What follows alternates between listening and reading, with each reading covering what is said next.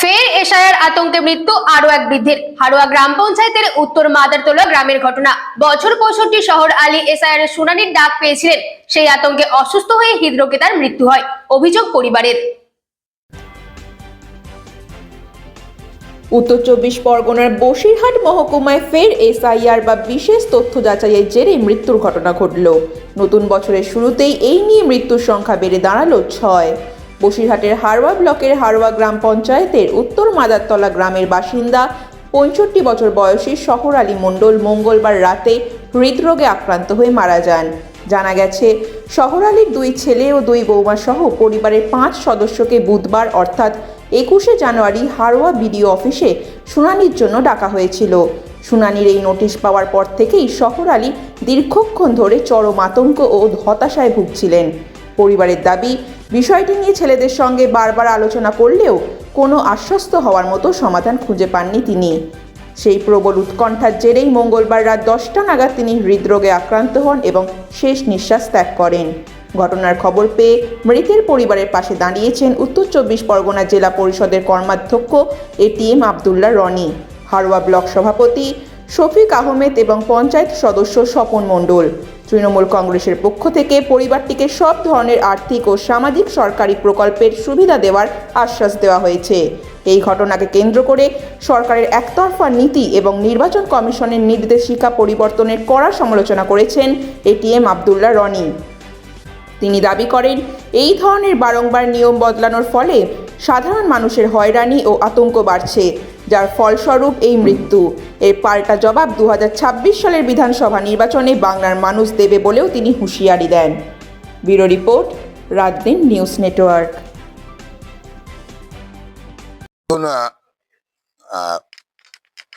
বাংলার মানুষের ভোট হারানোর জন্য কেন্দ্রীয় সরকারের মদতে নির্বাচন কমিশনের যে প্রহসন, তা তো একটা কি বলবো, এর মতো একটা জঘন্য ইতিহাস ভারতবর্ষের বুকে বাংলার মানুষের জন্য তারা তৈরি করছে। লক্ষ লক্ষ মানুষ কষ্ট পাচ্ছে, কত মানুষের মৃত্যু হয়ে গেল। গতকাল যদিও আমাদের ব্লক নয়, আমাদের বিধানসভা নয়, কিন্তু পার্শ্ববর্তী হাড়োয়া বিধানসভার গোপালপুর 1-এ সাহেব আলী বলে একজন ভদ্রলোক এই এসআইআর এর যে নোটিশের পরিপ্রেক্ষিতে চিন্তা ভাবনা করতে করতে তিনি কালকে মারা গিয়েছেন। এই নিয়ে মৃত্যুর সংখ্যা আরো বাড়লো। আমরা জানতে চাই নির্বাচন কমিশনের কাছে যে আরো কত মৃত্যু মিছিল দেখলে তাদের শান্তি হবে।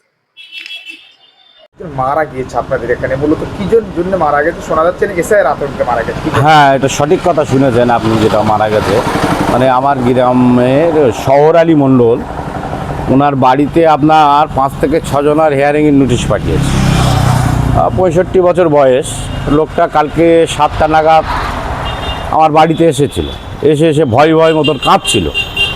যা চিন্তা করতে হবে না, সরকার আছে, এই বিষয় দেখছে, আমরাও দেখছি। আমরা হিয়ারিংয়ে আগামীকাল হিয়ারিংয়ের ডেট ছিল, এই আজকের হিয়ারিংয়ের ডেট ছিল। রাত 9টা নাগাদ তিনি ইন্তেকাল করেছেন। হ্যাঁ, হিয়ারিংই আজকে তো এক্ষুনি আপনার 15 মিনিট পর মাটি হবে। তারা কিছু লোক হিয়ারিংয়ে গেছে, তাড়াতাড়ি করে ওখানে বলেছি যে ওদের ছেড়ে দিতে, নামাজটা যাতে ধরতে পারে, মাটিটা দিতে পারে। আধিকারিকরা কি কোনো আশ্বাস করেছেন যে কোনো অসুবিধা হবে না? এখনো পর্যন্ত খবর কোনো নিউজ পাইনি, কিন্তু আপনার হিয়ারিংয়ে গেছে ওরা, যত তাড়াতাড়ি আসছে, এসে মাটিটা হয়ে গেলে তারপর আমরা চিন্তাভাবনা করব।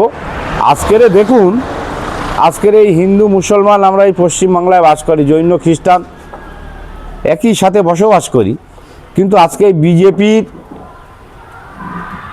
দালালি করছে এখন দেখতে পাচ্ছি একমাত্র ইলেকশন কমিশনার যা করছে, বর্তমান আগামী দিনে মৃত্যুর খেলা নিয়ে খেলছে। একটা প্রশ্ন আপনার কাছে, যে বাপের লাশ বাড়ি রেখে ছেলেরা হিয়ারিং দিয়েছে। হ্যাঁ, ছেলেরা হিয়ারিং, কিন্তু সে তো বাঁচতে হবে, হিয়ারিংয়ে না গেলে তো আরও আতঙ্কের মধ্যে পড়তে হবে। কিন্তু সেই বাপের লাশ বাড়িতে রেখে তারা হিয়ারিংয়ে গেছে।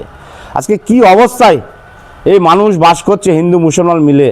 আদিবাসীদের ওপর যেরকম এরকম হিয়ারিংয়ে প্রচুর লোকের ডাকছে, সেরকম মুসলিম ভাইদেরও হিয়ারিংয়ে ডাকছে। আপনারা কি চাইছেন? আমরা চাই যে এই হিয়ারিং অবিলম্বে বন্ধ, এরপর বৃহত্তম আন্দোলন হবে। এই ইলেকশন কমিশনার যা শুরু করে দিয়েছে, এর আমরা প্রতিকার চাই। ইলেকশন কমিশনার ওপরে আমরা ভরসা আর পাচ্ছি না, মানুষ বহুত আতঙ্কের মধ্যে রয়েছে। কি হবে কিছু বলা যাচ্ছে না। আপনার নাম? আমার নাম ফিরোজ মণ্ডল, আমি গ্রামবাসী।